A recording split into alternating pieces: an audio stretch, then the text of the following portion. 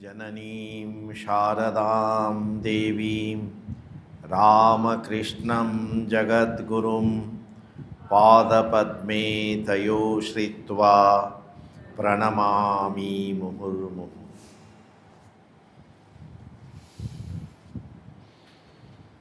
শ্রী শ্রী মায়ের কথা।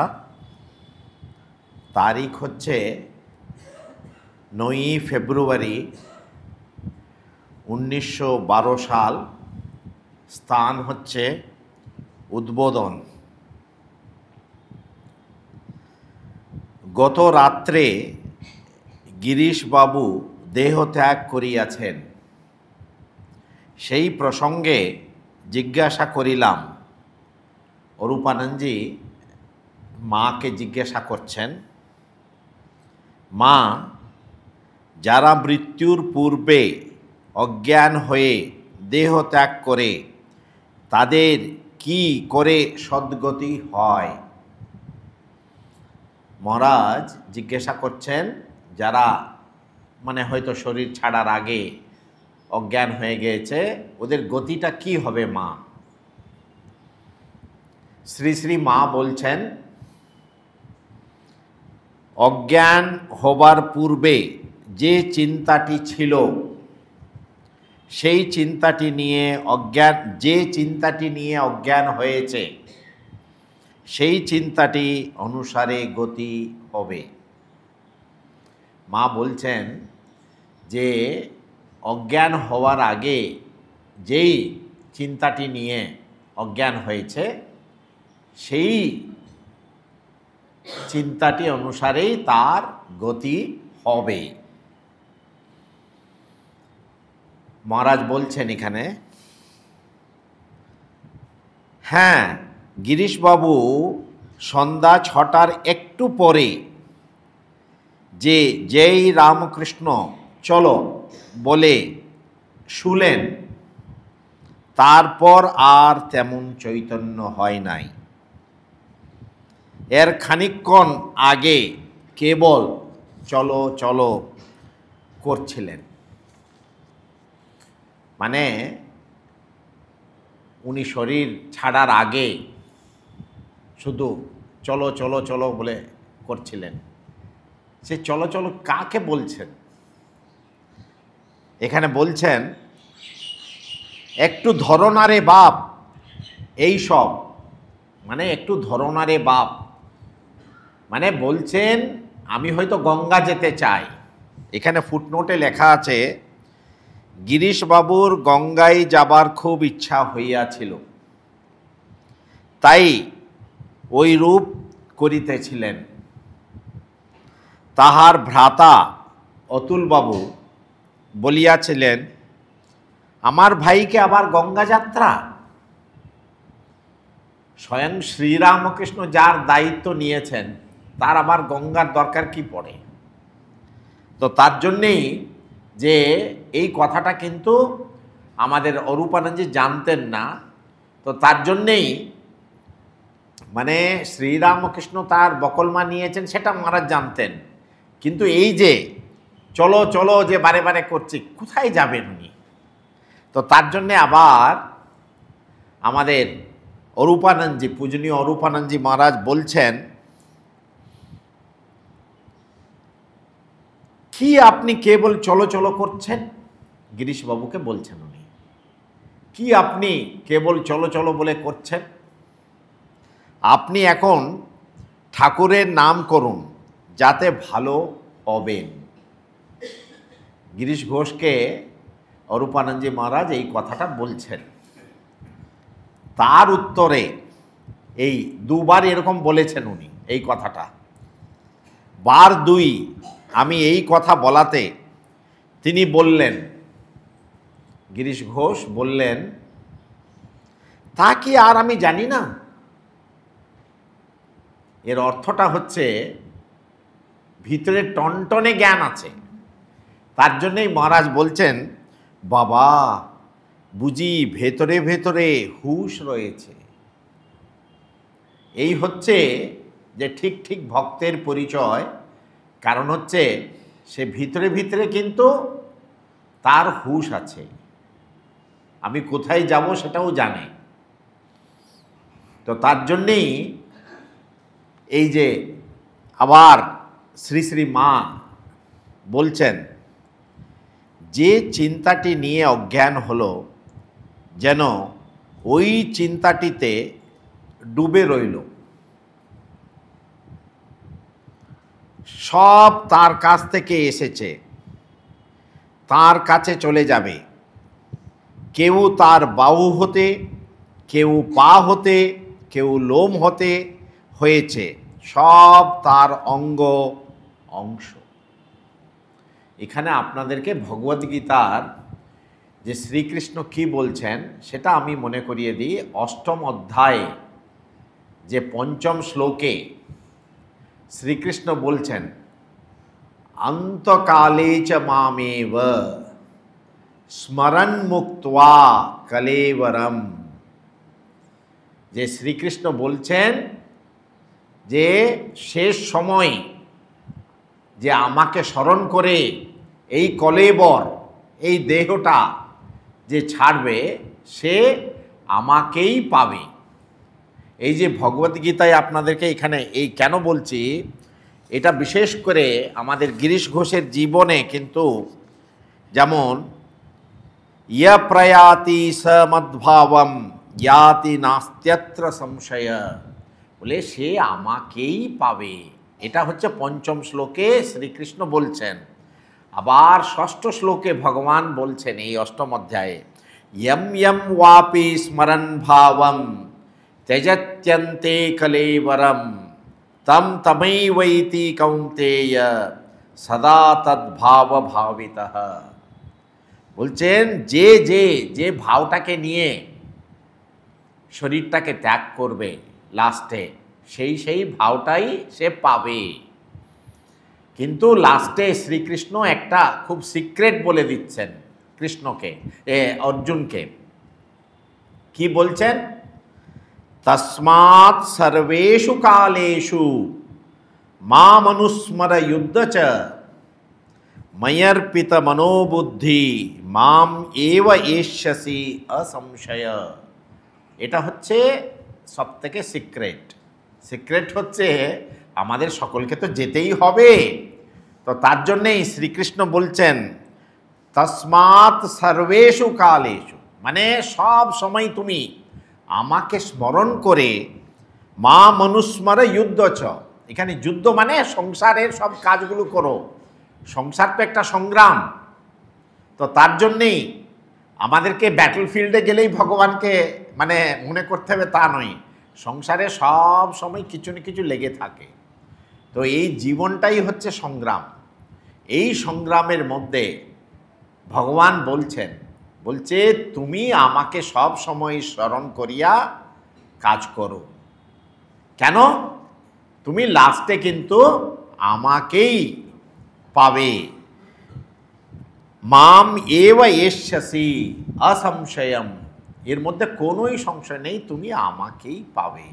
যে জিনিসটা এটাই হচ্ছে যে গিরিশ ঘোষের ক্ষেত্রেও কিন্তু যে বকল মা দেবাটা, পরে কিন্তু গিরিশ ঘোষ বলেছিলেন, বলছে বকল মা দেবাটা যে কি কষ্ট, যে জিনিসটা কেন নিজে থেকে তো আর কিছু করতে পারবেন না, সব সময় শ্রীরামকৃষ্ণকেই তো মনে রাখতে হবে।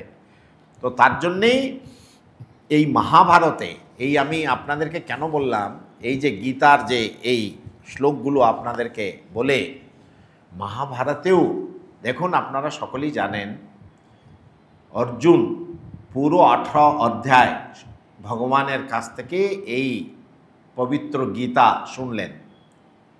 তারপরে লাস্টে বলছেন আমার মোহটা নষ্ট হয়েছে। কিন্তু আবার মায়াটা তো এত তাড়াতাড়ি যায় না। ভগবান 18 অধ্যায়ে সব কিচ্ছু বলে দিয়েছে। বলে দেওয়ার পরেও আপনারা জানেন যখন বিশেষ করে নিজের প্রিয় পুত্র মানে মারা গিয়েছে, ওই খানিকের জন্যে ভুলে গিয়ে কি করে বসলেন অর্জুন? বলছে আমার ছেলেকে যে মেরেছে এই যে আমি এসে গেল কিন্তু এখানে, আমার ছেলেকে যে মেরেছে, কালকে সূর্যাস্তের আগে ওকে আমি মেরে ফেলবো। যদি আমি না মারতে পারি তাহলে আমি নিজেই অগ্নিতে মানে অগ্নিবরণ করে নেব, অগ্নি প্রবেশ করব। আপনারা জানেন সবথেকে যে অত্যন্ত মানে পুত্র শোকটা যে কি, সেটা তো ঠাকুরও বলছেন। তার জন্যেই যে ওই সময় হঠাৎ করে শ্রীকৃষ্ণকে কিন্তু জিজ্ঞেস করলেন না, শ্রীকৃষ্ণকে স্মরণও করলেন না, সঙ্গে সঙ্গে আমি আর আমার চলে আসলো ওখানে। এই যে আমি আর আমার শুধু এক ক্ষণের জন্যে এসে গিয়েছে, এর জন্যে আপনারা জানেন মহাভারতে আছে অর্জুনের কি দুর্ভোগ হয়েছিল। এটাকে দুর্ভোগ বলবো না, ভগবান অত্যন্ত করুণাময়। সে কিন্তু আমাদের যে হৃদয়ের যে কলমশ, ওটাকে ধোবার জন্যই এত কিছু সব রচনা করেন। দেখুন, অর্জুন প্রতিজ্ঞা করল, আর নেক্সট ডে যখন অনেক চেষ্টা করছে জয়দ্রথকে মারার জন্যে, কিন্তু কিচ্ছুতেই জয়দ্রথকে হাতের কাছেই পাচ্ছেন না, হাতের কাছেই পাচ্ছেন না। কিন্তু দেখুন, স্বয়ং ভগবান আছেন পাশে, একবারে তার সারথি। ভগবান চুপচাপ আছেন। যতক্ষণ আমরা আমাদের অহংকার দ্বারা চালিত হয়ে কিচ্ছু আমরা কাজ করি, তখন ভগবান চুপচাপ থাকেন, আমাদেরকে ত্যাগ করেন না। তিনি চুপচাপ নিজে দাঁড়িয়ে নীরবে দেখেন। তো তাহলে কি হলো? কিচ্ছুতেই মারতে পারলো না। এইদিকে সন্ধ্যা নেমে আসলো। সন্ধ্যা নেমে আসার সঙ্গে সঙ্গেই এখন তাকে কি করতে হবে? সকলের সামনে তখন সব লোক ওকে টিটকেরি মারছে, ওকে হেয় করছে, বলছে এত বড় বড় কথাগুলো বলেছিলে তো, যাও এখন মরো। যে তুমি নিজেই যে অগ্নি প্রজ্বলিত করেছ, সেই অগ্নিতে পোকার মতন মরো তুমি এখন। দেখুন, ভগবান পাশে আছেন। আর অর্জুনের অবস্থাটা আপনারা সকলেই বুঝতে পাচ্ছেন। মাথা নিচু করে চুপচাপ কি করতে হবে? তাকে অগ্নিতে প্রবেশ করতে হবে। আর কি করতে হবে? তার নিজের কথা, নিজেকে রক্ষা করতে হবে। দেখুন, ভগবান কখন আসেন আমাদের জীবনে? এতক্ষণ কিন্তু শ্রীকৃষ্ণ চুপচাপ আছেন, কিচ্ছুই বলছেন না। অগ্নি প্রজ্বলিত করা হয়েছে, কিচ্ছুই বলছেন না। এখন সকলের দ্বারা তুচ্ছ তাচ্ছিল্য হয়ে অর্জুন যখন অগ্নি প্রবেশ করতে যাবেন, তখন ভগবান আসেন আমাদের কাছে সাহায্যের জন্যে। তখন তিনি আমাদেরকে কোলে তুলে নিতে চান। কেন? এই সকলের দ্বারা আমি হেয় হলাম, সকলের সামনে আমি হেয় হলাম। আমার যত কিছু ছিল সব কিছুই আমার, আর কি অহংকার করার আছে? যখন মানুষ বুঝে জীবনে আমার আর কি অহংকার করার আছে, কিচ্ছুই অহংকার করার নেই আমার, তখন হচ্ছে কি সব কিছু ধুয়ে মুছে চলে গিয়েছে, সেই অহম ভাবটা কমপ্লিটলি চলে গিয়েছে। দেখুন, এত জগৎ মানে ত্রিলোক বিখ্যাত মানে ধনুর্ধারী, আজকে কোনো কিছু কাজে লাগছে না সেটা। তখন ভগবান নিজে এসে তখন অর্জুনকে বলছেন, অর্জুন এখনো সন্ধ্যা হয়নি, তুলো তোমার গান্ডীব, আর যে যাকে তুমি মারতে চেয়েছিলে সে তোমার সামনেই আছে।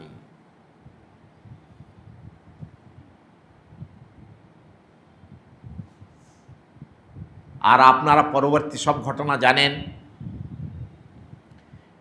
কেন আবার জয়দ্রথর একটা বর ছিল, কিন্তু যার মাথাটা কেটে যে মাটিতে ফেলবে তার মাথাটাও ফেটে যাবে, সেটা ভগবান জানতেন। অর্জুনকে বললেন, এমন বাণ তুমি তোমার ধনুষের উপরে সন্ধান করো যাতে এই জয়দ্রথের মস্তক কোথায় গিয়ে পড়বে, এর বাবা জঙ্গলে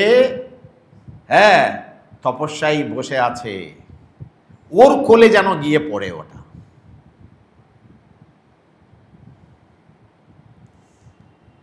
আর শেষে কি হলো, ওই কাটা মাথাটা, নিজের পুত্রের কাটা মাথাটা যখন, ওর দুজনই দুষ্ট, জয়দ্রথও দুষ্ট আর ওর বাবাও দুষ্ট, এক ঢিলে দুই পাখি, যখন ওর কোলে পড়লো আবার ও সঙ্গে সঙ্গে ঘাবড়িয়ে গিয়ে ও কিন্তু মাটিতে ফেলে দিল, আর সঙ্গে সঙ্গে ওর বাবার মাথাটাও ফাটল। দেখুন ভগবানের যে লীলা, কেন বলছি যে তার জন্যেই যারা ভগবানের শরণাগত তাদেরকে কিন্তু ভগবান ঠিক ঠিক রক্ষা করেন। অনলি আমরা হয়তো জানি না এই যুদ্ধটা কি কেউ মানুষ জয় করতে পারে এরকম। আমাদের যতক্ষণ আমিত্ব আছে ততক্ষণ কিন্তু ভগবান আসেন না আমাদের কাছে। তো তার জন্যই আপনাদেরকে কেন বলি যে ভগবান আমাদের কাছে আসেন না আমরা আক্ষেপ করি, কিন্তু আপনারা সকলেই জানেন, লোক कहते हैं ভগবান খাতে নেই। আমরা যে ওকে নিবেদন করি সে খাচ্ছে না বলে। আর ওই গানেই আছে, मीरा के जैसे खिलाते नहीं, যশোদা के মাফিক खिलाते नहीं। মানে মীরার মতন কেউ ডাকে না। लोग कहते हैं भगवान आते नहीं, ওই গানে আছে যে मीरा के जैसे बुलाते नहीं। তো তার জন্যেই যে আমাদের যতক্ষণ লেশ মাত্র অহংকার আছে ততক্ষণ কিন্তু ভগবান আসেন না। তো তার জন্যেই যে সব সময় যে ভগবানের কাছে প্রার্থনা, ঠাকুর আমাদেরকে এত সুন্দরভাবে প্রার্থনা শিখিয়ে দিয়েছেন যে বলছে, কি বলছেন ঠাকুর, বলছেন মাকে, জগজ্জননীকে কিভাবে প্রার্থনা করতে হয়। মাগো তোমার শ্রীচরণে, আমি কিছুই চাই না এই জগতে, তোমার শ্রীচরণে আমাকে শুদ্ধা ভক্তি দাও, আর সঙ্গে সঙ্গেই এই তোমার ভুবন মোহিনী মায়ার দ্বারা যেন আমি মুগ্ধ না হতে পারি। তার জন্যেই এটা কারণ হচ্ছে যে যত, আর শ্রী শ্রী মা কি বলছেন, শ্রী শ্রী মা অত্যন্ত ছোট কথাই বলে দিয়েছেন আমাদেরকে। বলছেন সব সময় যদি ইষ্ট চিন্তা থাকে তাহলে অনিষ্টটা আসবে কোথায় থেকে।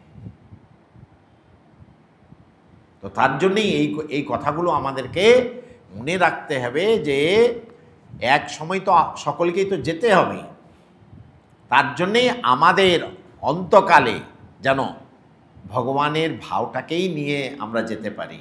আর এটাও ভাববার বিষয়, অনেকেই ভাবে একটু বয়স টয়স হয়ে যাওয়ার পরে ভগবানকে নিয়ে থাকি, এখন একটু অন্য কাজগুলো করি বলে, যে ওটা হবে না, ওটা হয় না।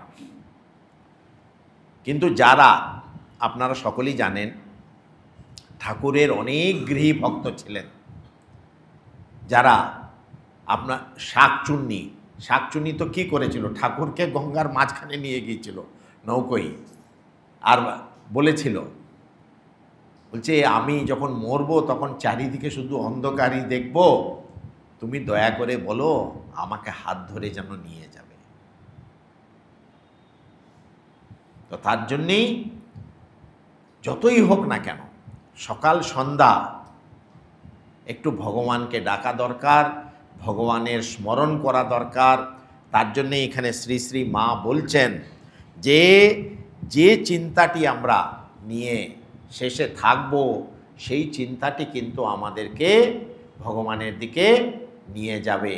আমরা কেউ যদি মনে করি সব সময় বিষয় চিন্তা করি আর লাস্টে আমাদের হয়ে যাবে, আপনারা কথামৃতে জানেন যে লোকটি মরতে যাচ্ছে, এখন বলছে এই প্রদীপের সলতেটা একটু কমিয়ে দাও, তেলটা যেন কম পুড়ে। যে হায় রে ভগবান, আর কিছুক্ষণের মধ্যেই তোমার প্রাণ পাখিটা তো উড়ে যাবে, ওই দিকে তোমার লক্ষ্যটা নেই।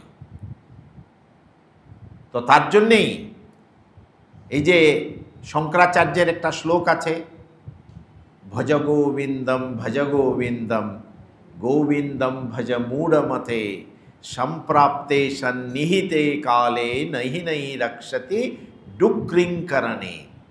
এই যে ডুক্রিংকরণে কি, এটা হচ্ছে একটা ধাতু পাঠ। একটা ঝরঝরে বুড়ো, শঙ্করাচার্য গঙ্গা স্নান করতে যাচ্ছেন ভোরবেলা, তো একজন বুড়ো উঠে এই যে সংস্কৃতে যে একটা বই আছে সেটা হচ্ছে ধাতু পাঠ বলে, মানে সব ক্রিয়াপদগুলি আছে ওর মধ্যে ওই মুখস্থ করার জন্য। এটা কিন্তু এই বইটা দেওয়া হয় যখন আমরা খুব ছোটবেলা, আমাদের বয়স হার্ডলি যখন 10 বছর, তখন আমরা পড়েছি, মানে মুখস্থ করা। ডু ক্রিং করণে, ক্রি ধাতুর মানে করণে, যে জিনিসটা এরকম মুখস্থ করছে সে। বলছে এই তোমার এখন এই বয়সে। তো তার জন্যে এই যে গানটা উনি সঙ্গে সঙ্গে ওনার মুখ থেকে যে বেরিয়ে আসলো, হৃদয় থেকে যে স্বস্ফূর্তভাবে যে বেরিয়ে আসলো, এই গানটা মানে এই গীতটা যে কি বলছে, হে মূঢ়মতি, আহা এই সময় তোমাকে এই সংস্কৃত গ্রামার পড়তে হবে ভোরবেলা উঠে, তোমাকে ভজ গোবিন্দম ভজ গোবিন্দম বলছে, ভগবানকে ডাকো ভগবানকে ডাকো, ওটাই রক্ষা করবে। আপনারা দেখবেন যে একটা বয়স হয়ে গেছে, প্রত্যেকটা বয়সের সঙ্গে একটা মানানসই হওয়া দরকার। তো যে একটা আমরা যে কোনো কাজ করি না কেন, এই যে আমি একটা গ্রামার পড়ছি, সংস্কৃত গ্রামার পড়ছি, বলছে ওটা কম বয়সে ঠিক আছে, একটা 80 বছরের উপরে হয়ে গেছে, ওর কোথায় কাজে লাগবে ওটা। তার জন্যেই শঙ্করাচার্য ওই আপনারা যখনই সুযোগ পাবেন দেখবেন অত্যন্ত খুব ভালো, ওর মধ্যে অনেক অর্থগর্বিত যে জিনিসগুলো বলা আছে। বলছে বারে বারে আসছি যাচ্ছি, মানে পুনরপি জননম পুনরপি শয়নম জননী জঠরে, হ্যাঁ পুনরপি শয়নম সম্প্রাপ্তে। যে তার জন্যেই বলছি কেন, যে বলছি হে মূঢ়মতি, ভগবানকে ডাকো ভগবানকে ডাকো তুমি। তার জন্যেই যে সবাই ঠাকুর মা স্বামীজি সকলেই একবারেই মানে কি করে মানুষকে ভগবানের দিকে নিয়ে যাওয়া যায়, এটাই হচ্ছে মূল লক্ষ্যটা। ওখানে এই ঘটনা যখন হচ্ছিল, মহারাজ যখন মার সঙ্গে কথা বলছেন অরূপানন্দজি, ওখানে যে গৌর মা উপস্থিত ছিলেন, ওখানে গৌর মা উপস্থিত ছিলেন, তিনি কথা প্রসঙ্গে বলিলেন, গৌর মা বলিলেন, ঠাকুর আর দুবার আসবেন বলেছেন, একবার বাউল সেজে। আপনাদেরকে এটা বলে দিই, এটা নিয়ে অনেক রিসার্চ হয়েছে। ঠাকুর আবার আসবেন বলেছেন, কোথায় আসবেন, কবে আসবেন, কিভাবে আসবেন, সেইগুলো নিয়ে নানান চলেছে। অনেক জায়গাতে পাঠান্তর আছে, অনেক জায়গাতে বলা হয়েছে ঠাকুর 100 বছরের পরে আবার আসবেন বলে। আপনাদেরকে বলে দিই, ঠাকুরের 100 বছর হয়ে যাওয়ার মানে 1986-এ একজন বিদেশি মহিলা এই যে বাউল হয়ে আসবেন ঠাকুর বলেছেন, উনি না এই জয়দেবের কেন্দুবিলি মেলা হয়, তিনি বিদেশ থেকে এসেছিলেন, এসে ভাবছেন যে হয়তো আবার ঠাকুর এসছেন। তার একটা ভক্তি আছে, আমরা ওই ভক্তিটাকে শ্রদ্ধা করি, শ্রদ্ধা জানাই। সে এসে অনেক খোঁজাখুঁজি করেছেন, খোঁজাখুঁজি করে তারপরে কিচ্ছু পাননি, খুব হতাশ হয়েছিলেন। এটা হচ্ছে 1986-এ। এই যে বাউলদের মেলা হয় আপনারা সকলেই জানেন, জয়দেব অজয় নদীর ধারে যে জিনিসটা, তো এটা 1986-এর ঘটনা বলছি আপনাদেরকে। তো সে এসছেন, সে একবারে দেখুন ওদের কত নিষ্ঠা, একবারে আক্ষরিক অর্থে সে নিচ্ছেন, তার নিষ্ঠা। ঠাকুর হয়তো আবার এসছেন বলে যে জিনিসটা, কিন্তু অন্য জায়গায় কোথাও কোথাও বলা আছে 200 বছর বলা আছে যে জিনিসটা। তো তার জন্যই বলছি এখানে যে গৌরমা এই কথাটা বলছেন, ঠাকুর আর 2 বার আসবেন বলেছেন, একবার বাউল সেজে। এর উত্তরে শ্রী শ্রী মা বলছেন, হ্যাঁ ঠাকুর বলেছিলেন তোমার হুক্কোকলকে হাতে থাকবে। ঠাকুর শ্রী শ্রী মাকে বলেছিলেন, আমি যখন আবার আসব তখন তোমার হাতে হুক্কোকলকে হাতে থাকবে, ভাঙ্গা একটু পাথরের বাসন ঠাকুরের হাতে থাকবে। মাই বলছেন এই কথাটা। হয়তো ভাঙ্গা কড়াই রান্না হবে। যাচ্ছেন তো যাচ্ছেন, কোনো ভ্রুক্ষেপ নেই, এটা মা বলছেন। কিন্তু এখানে তো কোনো সময়ের উল্লেখ নেই, ঠাকুর কবে আসবেন, কোথায় আসবেন, সে এইটা বলা আছে।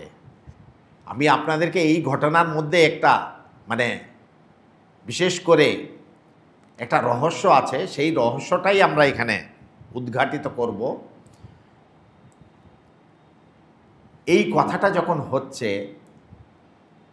যারা মিচড়ি পানার টেস্ট পেয়েছে ওরা আর কি চিটে গুড়ের পানা খাবে? খাবে না।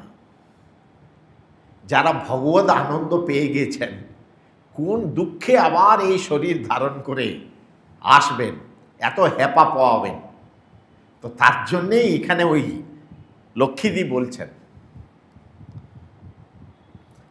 শ্রী শ্রী মাই বলছেন এই কথাটা লক্ষ্মীদিকে উপলক্ষ করে। লক্ষ্মী বলেছিল,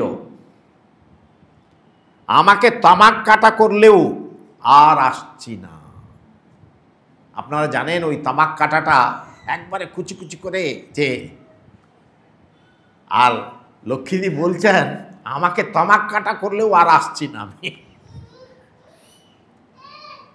তিনি তখন শ্রী শ্রী ঠাকুর, মাই বলছেন এই কথাটা, তিনি হেসে বললেন, আমি যদি আসি তো থাকবে কোথা? বলে ঠাকুর বলছেন যে আমি যদি আসি তাহলে তুমি থাকবে কোথায়? প্রাণ টিকবে না। কারণ হচ্ছে কলমির দল এক জায়গায় বসে টানলেই সব আসবে। যে পুকুরে অনেক সময় আমরা দেখেছি কলমি গাছ, যে এক জায়গায় টানলেই সব পুরোটাই আসবে যে জিনিসটা। তো তার জন্যেই লক্ষ্মীদি জানে আর আবার এসে দেহ ধারণ করা কি কষ্টের ব্যাপার, তার জন্যই বলছে আর আমি আসবো না যে জিনিসটা। আবার শ্রী শ্রী মা কি বলছেন? শ্রী শ্রী মার ওপিনিয়নটা অনেক চাপা। মা তার জন্যেই শুধু বলে যে করে নিতে চায় করুক। মা কি বললেন? মা বলছেন, বৃন্দাবনে রেল থেকে নামছি। মা বৃন্দাবনে গিয়েছিলেন, রেলগাড়ি থেকে নামছেন মা। ছেলেরা আগে নেমেছে, আগে ছেলেরা নেমে গিয়েছে, লাস্টে এরা মা নামবেন। গোলাপ গাড়ি থেকে জিনিসপত্র নামিয়ে দিচ্ছে, গোলাপ মা গাড়ি থেকে জিনিসপত্র নামিয়ে দিচ্ছেন। লাটু মহারাজের হুক্কো কলকেগুলো পড়েছিল ওই ট্রেনে, লাটুর হুক্কো কলকেগুলো পড়েছিল, আমার হাতে দিয়েছে। মায়ের হাতে কে দিল? গোলাপ মা দিয়েছে। লাস্টে যখন ট্রেন থেকে সব নামা হচ্ছে, লক্ষ্মীদি ওখানে ছিল। লক্ষ্মীদি বলছে, এই তোমার হুক্কো কলকে ধরা হয়ে গেল। কেন? ঠাকুর বলেছিলেন, ঠাকুরের কথাটা তো আর হবে না, সেটা তো ফলিত হবেই। তো তার জন্যে সঙ্গে সঙ্গে লক্ষ্মীদি মাকে মনে করিয়ে দিচ্ছে, বলে মা খালাস হলে আমিও খালাস হয়ে যাবো বলে, এই তো মা তোমার ধরা হয়ে গেল, তাহলে আর আমাদের আসতে হবে না। এই তোমার হুক্কো কলকে ধরা হয়ে গেল। শ্রী শ্রী মা কি করলেন? শ্রী শ্রী মা বলছেন, আমিও ঠাকুর এই আমার হুক্কো কলকে ধরা হয়ে গেল বলে দুপ করে মাটিতে ফেলে দিয়েছি। মাও কি করলেন? সঙ্গে সঙ্গে ঠাকুরকে বললেন, ঠাকুর এই আমার ধরা হয়ে গেল বলে দুপ করে ওখানে মাটিতে ফেলে দিয়েছে, প্ল্যাটফর্মেই পড়ে গেল জিনিসটা। এর অর্থটা হচ্ছে, মা কিন্তু নিজে থেকে, মা তো জগৎজননী, সে তো নিজে থেকে তো আর বলতে পারবেন না, তার তো আলাদা সত্তা নেই। ঠাকুর যখন আসবেন তখন মাকে আসতেই হবে, যে জিনিসটা সে তো জগৎ মানে ধারণ করে আছেন সে। তো তার জন্যেই কিন্তু আবার ঠাকুরের মুখের কথা ওটা তো হবে না, হ্যাঁ, মানে ওটা ফলিত হতে বাধ্য। তার জন্যই আপনাদেরকে বলছি, এরকম ঘটনাগুলো কিন্তু স্বামীজির, আবার এখানে এই বেলুর মঠেই স্বামীজি অনেক সময় অনেকগুলো বলেছেন, কিন্তু যারা অন্য পার্ষদরা, স্বামীজির শরীর চলে যাবার পরে অন্য পার্ষদরা কিন্তু বলছে, আরে বাবা স্বামীজি এটা বলেছেন, এটা তো ফলিত হবেই। তার জন্যেই ওরা থাকতে থাকতে সবগুলো যে জিনিসটা আমাদের রক্ষা করে গিয়েছেন ওরা। কারণ হচ্ছে যে কোনটা যে ভালো মানুষের পক্ষে, কোনটা যে ভালো নয়, আমরা কি করে বুঝবো? আমরা কি করে বুঝবো? তো তার জন্যেই আপনাদেরকে বলছি যে জিনিসটা আপনারা ধরে নিন, যে অনেক সময় আমরা যে সব কাজ যে ভালোই করি তা নয়। হয়তো বকাছকা কেউ একজন দিল, কিন্তু এমন মানুষ আমাকে বকাছকা দিয়েছে যে জিনিসটা হয়তো দেখা যাবে যে আমার যেন ক্ষতি না হয়, তার জন্যে মাঝখানে অন্যরা এসে কিন্তু ইন্টারফিয়ার করে ওটাকে থামিয়ে দেন। এটাই হচ্ছে ভগবান যখন পার্শ্বদেরকে সবাইকে যে নিয়ে আসেন, এই যে রাজা মহারাজকে রেখে গেলেন ঠাকুর, রাজা মহারাজ ছিলেন, তারপরে আরও অন্য পার্শ্বদরা যে ছিল, এদের যে ভূমিকা যে কতখানি, কেন স্বামীজি এসছেন, স্বামীজি জানেন আমার কতটুকু কাজ করার আছে, উনি তাড়াতাড়ি করে চলে গেলেন। কিন্তু এই মুভমেন্টটাকে পুরোটাই রক্ষা করতে হবে। তো গাছটা তো লাগানো হয়ে গেল, কিন্তু সেই গাছটাকে রোপণ করার পরে বেড়া দিতে হবে। বেড়া না দিলে গরু ছাগল খেয়ে চলে যাবে। তো এই বেড়া দেওয়ার কাজটা এই পার্শ্বদরাই তো করেছে। আজকে পার্শ্বদরা করেছেন বলেই তো এই আস্তে আস্তে আজকে আমরা তার লাভটা উপভোগ করছি। আর তার সকলের উপরে শ্রী শ্রী মা ছিলেন। মাকে যদি ঠাকুর রেখে যদি না যেতেন, আপনারা জানেন না যে সঙ্ঘ জননী, সে এই সঙ্ঘটাকে কিভাবে তিনি রক্ষা করেছেন। করছেন আবার। এটা যারা বুঝে তারাই বুঝে, যার বুঝে প্রাণ। নেই তো আপনারা দেখুন, যখনই সংকট এসছে, যখন অনেক সংকটগুলো এসছে এই নতুন সংঘের সামনে, ওই সময় বলছি আমি 1901 সাল 1902 সাল থেকে স্বামীজি তো চলে গেলেন, চলে যাবার পরে 1902 সাল থেকে 1920 সাল পর্যন্ত কত সংকটগুলি এসছে। ব্রিটিশের নজরে আমাদের একটা খুব খারাপ ধারণা হয়ে গিয়েছিল। কেন? যারা যে করে যে স্বাধীনতা যে এইগুলো করে, ওরা সব রামকৃষ্ণ মিশন ওদেরকে আশ্রয় দিচ্ছে বলে। মা বললেন, আপনারা সকলেই জানেন, মা শরৎ মহারাজকে বললেন, তুমি গিয়ে লাট সাহেবকে বুঝাও এই জিনিসটা। আর মা এটাও বলেছিলেন, যারা সত্যটাকে অবলম্বন করে যে ঠাকুরকে আশ্রয় করে এখানে এসছে, ওদেরকে সকলকেই যেন ওরা স্থান পায় এখানে। সেই প্রসঙ্গটা আমি যাচ্ছি না, কিন্তু মায়ের যে রোল, তার জন্যেই ভগিনী নিবেদিতা কি এমনি বলেছিলেন? ভগিনী নিবেদিতা তো 1910 কি 11 সালে চলে গেলেন। সে ভগিনী নিবেদিতা বলেছিলেন, বলছে, মাগো আজকে এই যে কঠিন সময়ে, তখন আমাদের কেউই ফ্রেন্ডস নেই। আজকে যেমন আপনারা দেখছেন বেলুড়মঠ বিশেষ করে 1902 সাল থেকে যে 1920 সাল, মা তো নিজেই ছিলেন, যে কি কষ্টের জিনিসগুলো যে মানে দিনগুলো গিয়েছে, সেই ইতিহাস কেউ যদি যারা মানে কোনো সময়ই যদি সুযোগ পান আপনারা দেখবেন অত্যন্ত কঠিন সময়গুলো গিয়েছেন। তার জন্যই ভগিনী নিবেদিতা বলেছিলেন, মাগো এই কঠিন সময়ে তুমি শ্রীরামকৃষ্ণের যে বিশ্বপ্রেম ধারণের একটা চিহ্ন, এই অসহায় সন্তানদের কাছে ভগবান রেখে গিয়েছেন তোমাকে।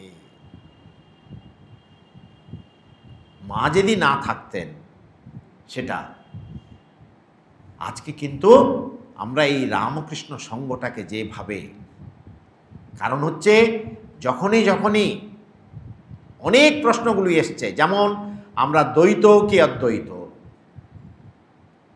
সঙ্গে সঙ্গেই আবার যে সন্ন্যাস গুরু বড় কি দীক্ষা গুরু বড়, অনেক আছে এরকম প্রশ্নগুলো। সব জিনিসগুলিকে মা কিন্তু যে আমাদেরকে ডাইরেকশন দিয়ে গিয়েছেন, রক্ষা করেছেন এই সঙ্ঘটাকে। তো তার জন্যই সত্যি কথা বলতে গেলে যে এই সঙ্ঘ যে আজকে মা নিজে ধরে রেখেছেন বলে আপনা আপনি যাবে, আমাদের আর কিচ্ছু করতে হবে না। ভগবানের শরণাগত হয়ে যে আমরা আমাদের সেবা যেন করে যাই, গৃহী হোক সন্ন্যাসী হোক, যে সেবাটা কিন্তু করতেই হবে। যে যেখানেই থাকুন না কেন, যে জীবে প্রেম করে সেই জন সেবিছে ঈশ্বর, যে জিনিসটা আমাদেরকে, আমাদের কাজ এত সরল রাস্তা আমাদেরকে ওরা দেখিয়ে দিয়ে গিয়েছেন। আবার অন্য প্রসঙ্গে যাচ্ছি আমি, যেটা হচ্ছে 21শে ফেব্রুয়ারি 1912 সাল, উদ্বোধন মায়ের ঘর স্থান। মা চৌকির পাশে নিচে বসিয়া আছেন, সকাল 7টা বাজে। স্বামী নির্ভয়ানন্দ দ্বারকাধাম গিয়াছেন। একজন স্বামীজি নির্ভয়ানন্দ, তিনি গিয়েছেন এই যে দ্বারকা একবারে। তিনি শ্রী শ্রী মাকে পত্র লিখিয়াছেন এবং গিরনারের দত্তাত্রেয়ের চাউল প্রসাদ উহার মধ্যে পাঠাইয়াছেন। ওই যে চিঠিটার মধ্যেই কিচ্ছু মানে চালের দানাগুলো, চাউল প্রসাদ মাকে দিলে, ওই প্রসাদ যখন মাকে দেওয়া হলো, তখন মা জিজ্ঞেস করছেন মাকে দিলে মা বলিতেছেন দত্তাত্রেয় কে? তার উত্তরে জড়ভরত দত্তাত্রেয় সেই ব্রহ্মর্ষি ঈশ্বর কোটি।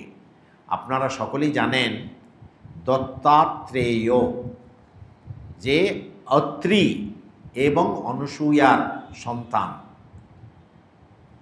আত্রেয়, দত্তাত্রেয়, দত্ত মানে দেবা, ব্রহ্মা বিষ্ণু মহেশের যে দেবা, আর আত্রেয়ের সন্তান দত্তাত্রেয়। আত্রেয়, দত্ত প্লাস আত্রেয়, দত্তাত্রেয় যে জিনিসটা, এই যে আপনারা সকলেই জানেন যে এই দত্তাত্রেয় বিশেষ করে ওখানে পুজো হয় একবারে পাহাড়ের উপরে, অনেক সিঁড়ি ভাঙতে হয়, প্রায় হয়তো 1000 সিঁড়ি ভাঙতে হয়, 1000 কি আরও বেশি সিঁড়ি ভাঙতে হয়, ভেঙে উপরে যেতে হয় দত্তাত্রেয় গিরনার। তো ওখানে মন্দির আছে, একজন আমাদের মহারাজ গিয়েছেন গিরনারে, যে তিনি ওই প্রসাদ পাঠিয়েছেন, আর মাকে যখন দেওয়া হলো মা জিজ্ঞেস করছেন দত্তাত্রেয় কে? মা আবার বলছেন, শ্রী শ্রী মা বলছেন যেমন ঠাকুরের ছেলেরা, খুব সরলভাবে মা বলছেন যেমন ঠাকুরের ছেলেরা। এই যে কথার মধ্যে কিন্তু ভাবতে হবে যে যারা ঠাকুরের অন্তরঙ্গ ছেলেরা, যে এই যে দত্তাত্রেয় যে কথা হলো, এই দত্তাত্রেয় যে একজন ব্রহ্মর্ষি, হ্যাঁ, ঈশ্বর কোটি যে বলা হচ্ছে, এরকম তার উত্তরে মা আমাদের শ্রী অরূপানন্দজিকে জিজ্ঞেস করছেন যেমন ঠাকুরের ছেলেরা, এরা সব ঈশ্বর কোটি না? মা সরলভাবে জিজ্ঞেস, এরা সব ঈশ্বর কোটি না? মা বলছেন অর্জুনকে, যোগিনকে অর্জুন বলতেন, স্বামীজিকে সপ্তর্ষি থেকে এনেছিলেন, বাবুরামকে নৈকস্যকুলীন বলতেন, নিরঞ্জন পূর্ণ রাখাল, মানে এরা সবাই অন্তরঙ্গ, একটা দিব্য দেশ থেকেই এসছেন, ভগবান এনেছেন ওদেরকে। যে আবার মহারাজ জিজ্ঞেস করছেন বেলঘরিয়ার তারকবাবু, আমাদের পূজনীয় স্বামী শিবানন্দ মহারাজ, আমাদের দ্বিতীয় প্রেসিডেন্ট, তার ব্যাপারেও জিজ্ঞেস করছেন যে বেলঘরিয়ার মানে তারকবাবু। তার উত্তরে মা বলছেন হ্যাঁ ভবনাথ, আবার মা আরেকজনকে অ্যাড করছেন ভবনাথ। ভবনাথকে নরেন্দ্রের প্রকৃতি বলতেন, শরৎকে কিছু বলতেন। মা আবার অরূপানন্দজিকে জিজ্ঞেস করছেন, আর এখানে ভাবতে হবে ভবনাথকে নরেন্দ্রের প্রকৃতি বলতেন, যে এই যে প্রকৃতি এবং পুরুষ এই সাংখ্যে আসে, এটা কিন্তু আমরা যেভাবে যেভাবে পুরুষ আর নারী যেভাবে ভাবি তা ভাবে নয়, কিন্তু যে প্রকৃতির অর্থটা হচ্ছে অনেকেই চুপচাপ নীরবে চাপা হয়ে কাজ করতে ভালোবাসে, আবার কেউ কেউ তাদের কাজ করার, এই জগতে কাজ করার তাদের মানে একটা মানে কি বলবো, তাদের মানে যে প্রকৃতিটা একবারেই ভিন্ন। তারা চুপচাপ কাজ করবেন না, ওদেরকে যদি কিছু বলা হয় ওরা একবার সকলকে দেখিয়ে একবারে পৌরুষ হিসাবে যে কাজ করবে। তো এই যে প্রকৃতি আর পুরুষ যেটা বলা হয়, এটা 90% মানুষই কিন্তু এই ঘুরে ফিরে এইভাবেই মনে করে, এই যে যেমন সংসারে আমরা দেখতে পাই পুরুষ আর মানে নারীকে, ওইভাবে কিন্তু নয় সাংখ্যে। কারণ হচ্ছে এটা হচ্ছে কি, আমরা আজকে ওটাকে ধারণ করতে পারছি না ওই শব্দটা। এই যে পুরুষ এবং প্রকৃতি যে শব্দটা আছে, এর মানে সত্যি কথা বলতে গেলে সাংখ্যে যখন বলা হচ্ছে কারো তো রূপ নেই ওখানে। প্রথমে মনে রাখতে হবে একটাই জিনিস, যে পুরুষ এবং প্রকৃতি কোনো রূপই নেই ওখানে, সাংখ্যে যখন আলোচনা হচ্ছে সেই কথাটা। কিন্তু আমরা কি, আমাদের মন এত উঁচু উঠে গেছে, আমরা রূপটাকে ছেড়ে ভাবতে পারি কোনো জিনিস? আপনারা কল্পনা করে দেখুন। তার জন্যই আমাদের বুদ্ধিটা কিন্তু অত্যন্ত স্থূল হয়ে গেছে, আমরা ভাবতে পারি না। কিন্তু বাস্তবে কিন্তু যে অনেক তথ্যগুলি আছে এরকম। কারণ হচ্ছে যতক্ষণ আমার স্থূল বুদ্ধি থাকে আমি তো ঘুরে ফিরে এই জিনিসটাই মনে করব। আর ভগবান তার জন্যই আসেন, মানুষকে আস্তে আস্তে স্থূল থেকে সূক্ষ্মের দিকে নিয়ে যাবার জন্যে। তুমি ঘুরে ফিরে সবসময়ই যে এই স্থূলের দিকেই যদি থাকো তাহলে তো তোমার কিছু উন্নতি হবে না। তার জন্যে এইখানে আমি আর এটাকে বেশি ব্যাখ্যা করছি না, কিন্তু আপনাদেরকে এতটুকুই মনে করিয়ে দিচ্ছি যে প্রকৃতি এবং পুরুষ শব্দটা যখনই আসে শাস্ত্রে, এর যে এখানে মনে রাখতে হবে যে এই শব্দগুলো দুটোই প্রথমেই মনে রাখতে হবে। ওখানে যখন পুরুষ শব্দটা ব্যবহার করেছে ওর কোনো রূপ নেই। আর প্রকৃতি যখন বলছে, এই ভগবদ্গীতায় এই কিছুক্ষণ আগে আমি বললাম আপনাদেরকে, প্রকৃতি তোমাকে তোমার কাজ করিয়ে দেবে। প্রকৃতি কাজ করিয়ে দেবে মানে প্রকৃতির তো কোনো রূপ নেই। মানে প্রকৃতি বলতে তোমার সংস্কারগুলি আছে, ওই সংস্কারগুলি তোমাকে তোমার মতন কাজ করিয়ে দেবে। তার জন্যেই কিন্তু আমাদের মনটা তো কোনো সময় ট্রেন্ড হয়নি ওইভাবে। তার জন্যেই আমরা কিন্তু স্থূলটাকে ভাবি। এখানে মা জিজ্ঞেস করছেন শরৎকে কিছু বলতেন। কাকে জিজ্ঞেস করছেন? আমাদের পূজনীয় অরূপানন্দজিকে মা জিজ্ঞেস করছেন। তার উত্তরে অরূপানন্দজি বলছেন, জানি নে, আমি জানি না। বলো আর কে কি? এখন মহারাজ মাকে জিজ্ঞেস করছেন, বলো আর কে কি? আরও কিছু মা তোমার যদি জানা থাকে দয়া করে আমাদেরকে বলো। শ্রী শ্রী মা বলছেন, কি জানি আর জানি নে। মাও বলছেন আমিও কিছু আর জানি না। মা বলছেন শরৎকে ঈশ্বর কোটি বলেননি। মা বলছেন শরৎ মহারাজকে ঈশ্বর কোটি বলেননি। সঙ্গে সঙ্গে আমাদের অরূপানন্দজি মাকে বলছেন, তুমি তো বলেছিলে শরৎ আর যোগিন, মানে স্বামী যোগানন্দজি, শরৎ আর যোগিন এই দুটি আমার অন্তরঙ্গ। মা বলেছেন, বলছে এই দুটি আমার অন্তরঙ্গ, তাহলে আবার ঈশ্বর কোটি কেন হবে না? এই তার জন্যেই আপনাদেরকে শব্দটা বলছি না, যে জিনিসটা আমাদের এই বুদ্ধি দিয়ে কিন্তু আমরা বুঝতে পারবো না ঈশ্বর কোটি কে, অন্তরঙ্গ কে, একবারে বর্ডার লাইন ড্র করা যাবে না এটা। তো তার জন্যে আমাদের পক্ষে এটাই যথেষ্ট। বলছে যেন তেন ভাবে হোক না কেন, ঠাকুর মা স্বামীজির আমরা ভালোবাসা পেতে চাই, আমরা তাদের শ্রীচরণে স্থান পেতে চাই, ওটা হচ্ছে ইম্পর্টেন্ট।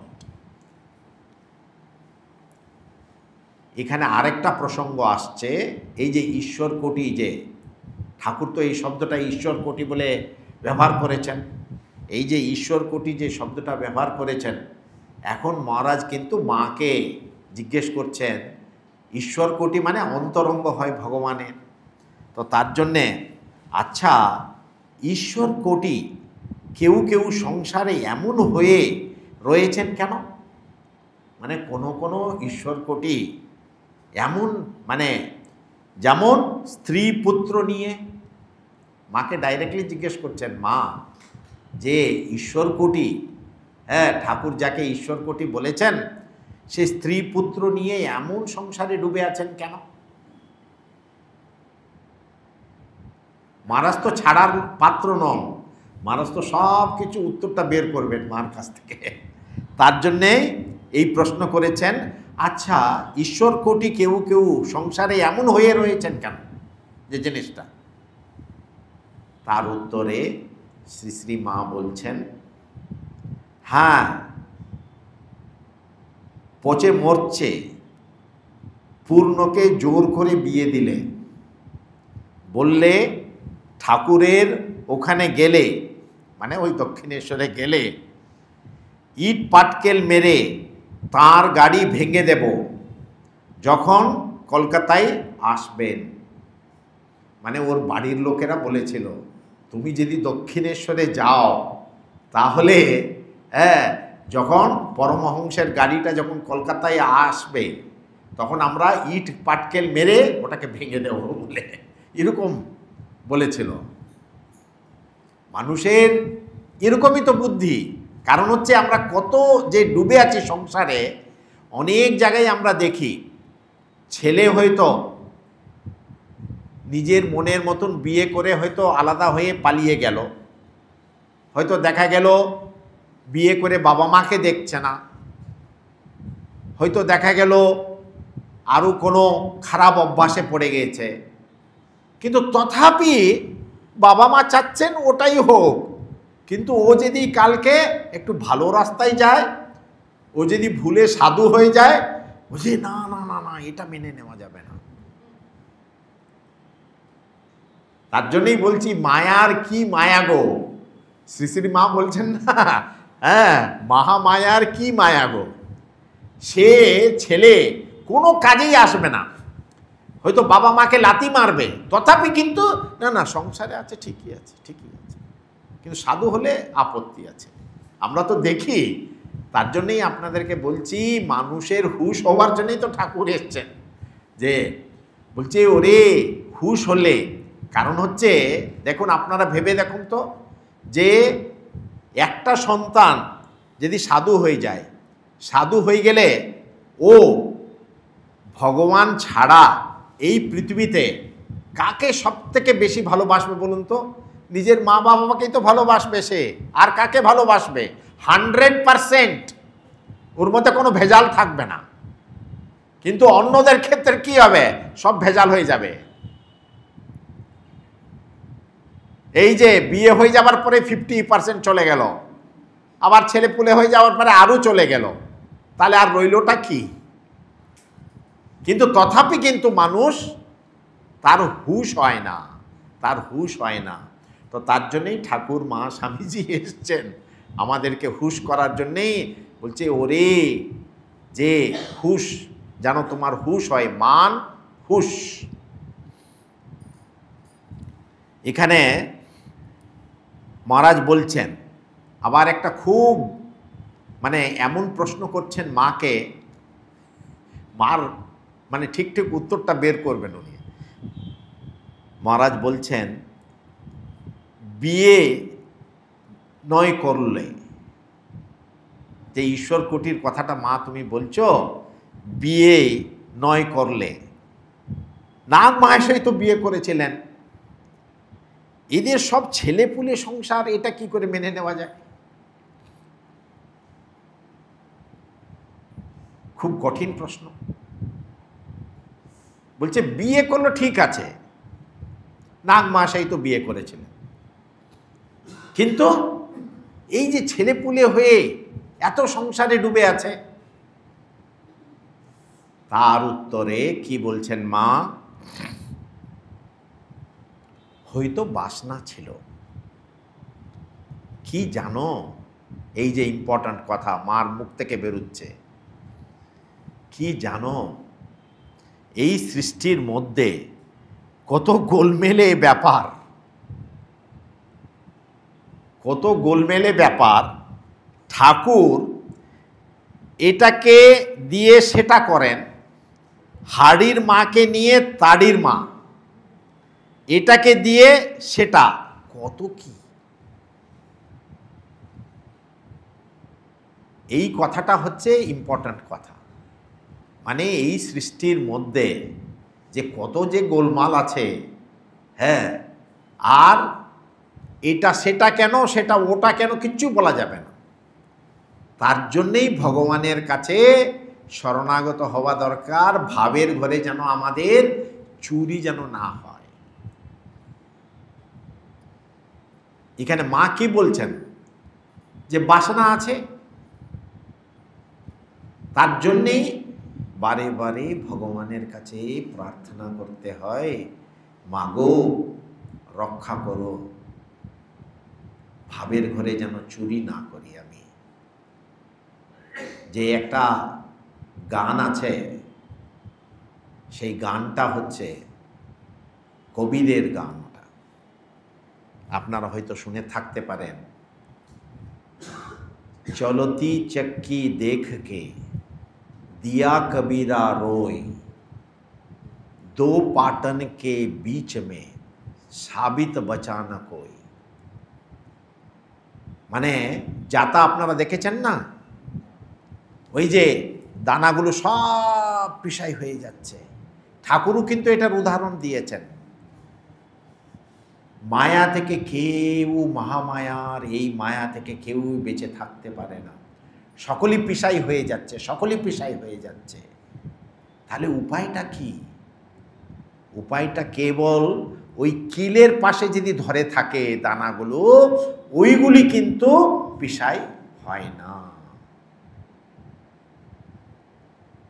তো তার জন্যেই ওই কিলের কাছে যদি থাকতে হয় আমাকে, তাহলে কিন্তু ওই সব বাসনা ত্যাগ করতে হবে। মাকে খুব করে প্রার্থনা করতে হবে, মাগো আমার মনে যদি বাসনা কামনা থাকলে কিন্তু আমি তোমাকে পাবো না, তোমাকে কাছে পাবো না আমি। তো তার জন্যই এটা মনে রাখতে হবে, নেই তো দেখা যায় যে আবার এই দুটো ওই জাতাকলের মধ্যে হয়ে পিসাই হয়ে হয়ে কত জন্ম জন্মান্তর ঘুরতে হবে কে জানে। তো তার জন্যেই মার কাছে প্রার্থনা, মাগো আজকে আমরা এখানেই শেষ করছি। মার কাছে প্রার্থনা করব আমরা, যেন মায়ের শ্রীচরণে আমরা শুদ্ধ ভক্তি পাই, এটাই।